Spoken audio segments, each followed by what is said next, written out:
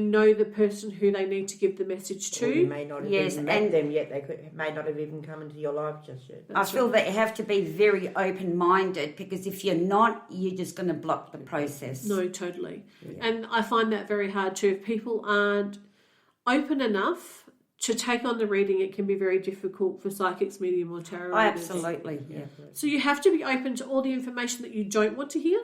That's right. Yep. Or else the process just can't go through. You can't get that information that you really need to hear that you possibly don't. You're trying to cut off. Yeah. So, Diane and Bonnie, have either of you been to a reading or a partner reading with yourself and your husband, or taken one of your children? And if you have, what sort of experience have you come across?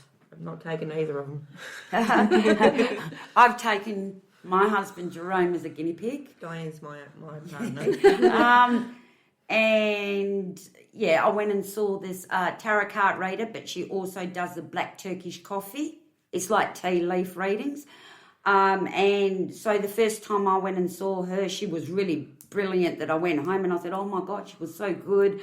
So I made him and I used him as a guinea pig. So I took him along and we both went. Then she started reading him, and from memory, because this was a long time ago, she was absolutely brilliant. But then all of a sudden she stopped and she says, excuse me, I've got to go to Diane. And then she started talking about my healings and started picking up on all this sort of stuff. So it reverted from him to me and then back to him. So it can happen, yeah. Well, I guess really when messages are coming through, it depends on what needs to come through, for who and what. Obviously, at that time, it was like, well, obviously you're not that important. It's concentrating on your wife right now. But so obviously there was messages, and then she confirmed it with the tarot cards, and it blew my mind because she actually didn't really know anything. And at the time too, we have multiple spirits standing there, so sometimes it may be going from one person to another, and it depends on the urgency and the message that needs to be delivered. I guess really the other sense is when we have the couple readings and then you have stand-up. Have either of you been to a stand-up where they're stand-up event? Yes. What would you say that would be? Would that be worth someone doing that first, or before they do a face-to-face one-on-one reading, or what would you value it? It's nice to hear, but mainly that's mediumship. Yeah. So if you've lost a loved one, and they're okay, but everyone that goes there expects their loved ones to come forward. So you do get a little bit disappointed when your loved one hasn't come through and everyone else has got a reading, but that's just how it works. Yeah. If being your first time, I wouldn't recommend it. Yeah. It'd probably be one of those things when you're either, I believe, this is what I think, is that if your partner has passed on, or you're looking for a child, or wanting to hear some message, that would be a great idea. But again, at the end of the day, you may be competing against thousands to hundreds to 20s of people. Yeah. So it doesn't guarantee that you're going to get seen or reading at all. That's right, yeah. And you're disappointed. Yeah. Like I was always, from the age of 22, always interested in psychics. I mean, I didn't mind tarot cards. I love black Turkish coffee readings, tea leaf readings, but I've never actually been interested in mediumship until my daughter passed away. And that's when I started seeking mediumship, from the day that we lost her. So do you believe that now when you're seeking a reading in general that it's become more meaningful rather than just going to see one compared? I mean, obviously we go to see them to figure out how our finances are going or whether our relationships are okay, but now this is a completely different story for you. Yes, it is, yeah. And it doesn't just involve you, it involves the whole family. Now I'm really not interested in hearing about the past, the present, the future. Yeah. Now I just want to hear from my daughter. Yeah. So it's just made a So really she's like your little spirit guide above, giving you all the information. But one thing that I have noticed personally, since I've lost Alyssa and since I've been seeking medium readings, one thing I've noticed, it doesn't matter whether you're online or it doesn't matter where they are. They will charge a lot more for a mediumship reading even via Facebook, like anywhere. Skype, it doesn't really matter. Anybody, Melbourne, Sydney, UK, even international, they will always charge so much more for a mediumship reading than they would on another meeting. Look, personally for me, I don't believe there should be a difference in price. Because if you're a medium, you should be able to give your past, present and future as well, because it's coming through with spirit. And really, But I believe that they do that. This is my own belief. I believe that they do that because they know people are desperate and they want to hear from their loved ones. And they'll charge them. I think I'd like to hear about the experiences that we've had from a previous friend of yours that came to see me that you referred to me, and her husband had passed. Nami. Yeah.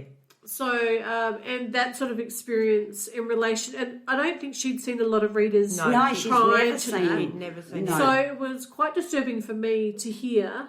So when you sent her to me, obviously beforehand it was a bit of trying to tread water to make sure that her experience was a lot better than what she'd originally had. Yeah, because the psychic that she went and saw, was quite out there. And, she just was not happy. He charged an absolute arm and a leg and she got absolutely no answers and she just lost her husband. Yeah. I think it's important for me because I'm a psychic and obviously I charge people that I have to stay true to what I'm doing. I remember she came and saw you, didn't she, Bonnie? A lot of people, I find, me personally, that are grieving, some people just play on that grieving and then just tell them what they want to hear, not what they should. Because they're grieving, they're upset, they're really not in that headspace. And that's why we recommended her to come see you. Yeah, and I think... and he charged her something like... $270 or something. Or $350. I can't remember what it was. And she got nothing. Yeah, I and think he was actually quite rude. Yeah, end of the day, it was quite a convoluted situation that she was going through. Yeah. So it wasn't only someone had passed on. She'd had other things in the background with family and finances and everything else. Being pregnant. And she was pregnant at the time and lost her husband. So it was such a traumatic thing for her at the time, and it became... There were so many bits and pieces to that story that it became even bigger at the end of the day. So you really had to tread carefully around all the information. But it was, I believe it was quite a positive reading. Yes, it was. Yes. She was very pleased. Very pleased, yeah. I think in general, for me as a psychic, having clients come backwards and forwards, for me it's important that people give the feedback in order for you to feel like you're actually doing, whether it be 10 years, 5 years down the track. Exactly, I totally agree. So what other feedback can you give to people in general that you think so far would be able to, at the end of a reading and reflection after a reading, what do you think? What would you suggest in time limits and reflection about the information that people should know? After being to one, I would probably give it a couple of days, let it all sink in what you've heard. Yeah. Then go back over your recording, write down bits and pieces, stop it, reflect on it, then keep doing it like that until you understand it. Yeah, I totally agree. And if you're not sure, have a friend like I've got with Diane, sit down, they may be able to interpret a different way for you, that you're interpreting it the wrong way. Yeah. And time limits, guys. How have you found time limits on going backwards and forwards for readings? And I'm just saying, because some of the readings that you've had have literally happened within weeks, months or years, haven't they? Yeah, I believe that you should, here's me talking. Yeah, I think that you should at least give it 6 months or, a year before you go seeking somebody else. Not like our junkie. But it is really hard. So if you go and see a psychic and she's not been any good for you, of course you're going to go and search for more. Do you know what I mean? And if that happens, I would say give it 2 months. Yeah. Well, it's usually, let's just go here. The unwritten rule really is 3 months. Yeah. Because some of the time things can't play out. No, that's right. So, for example, and I know a lot of people come to see me about, look, when am I going to meet my husband or that one? And I always say to them, look, what they're doing today, this is what's happening today.